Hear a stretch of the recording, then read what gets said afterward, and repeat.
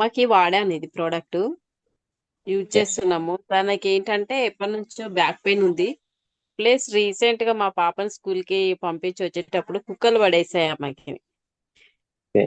దాని వల్ల అసలు అడుగు తీసి అడుగు పెట్టలేని సిచ్యువేషన్ తను. హాస్పిటల్ కూడా వెళ్ళాలన్నా ఆటో ఎక్కడానికి కూడా రాలేని సిచ్యువేషన్ లో తనని తీసుకెళ్లి హాస్పిటల్లో ఒక 2 డేస్ అడ్మిట్ చేసాము.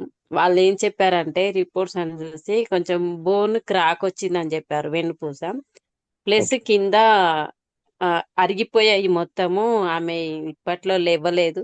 అట్లీస్ట్ 6 మంత్స్ అయినా కొంచెం బెడ్ రెస్ట్ ఉండాలి. నడవలేదు కూడా ఆమె అని చెప్పారు.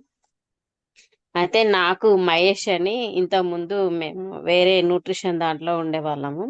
తను ఫోన్ చేసి అడిగినప్పుడు మా మమ్మీకి ఇలా అయింది మహేష్, నేను ఇప్పుడు టెన్షన్ లో ఉన్నా, నన్ను డిస్టర్బ్ చేయకు అని నేను చెప్పినప్పుడు ఏమైంది ఏమైంది అని అడిగితే నేను చెప్పాను సార్ రీజన్ అంతా.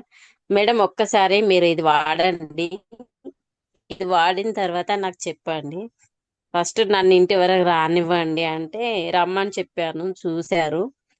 సరే ఇది వాడండి, అవుతుంది తనకి ఒక 10 డేస్ లో చూడండి రిజల్ట్ ఎలా ఉంటది అని చెప్పేసి తీసుకొచ్చి ఇచ్చారు సార్ నాకు.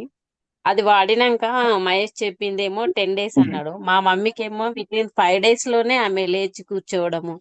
మహేష్ చెప్పిందేమో 10 డేస్ మ్మ్. అన్నాడు. మా మమ్మీకి ఏమో వితిన్ 5 డేస్ లోనే ఆమె లేచి కూర్చోవడము, నడవడము, ఆమె పనులు ఆమె చేసుకోవడం అనేది స్టార్ట్ చేసింది.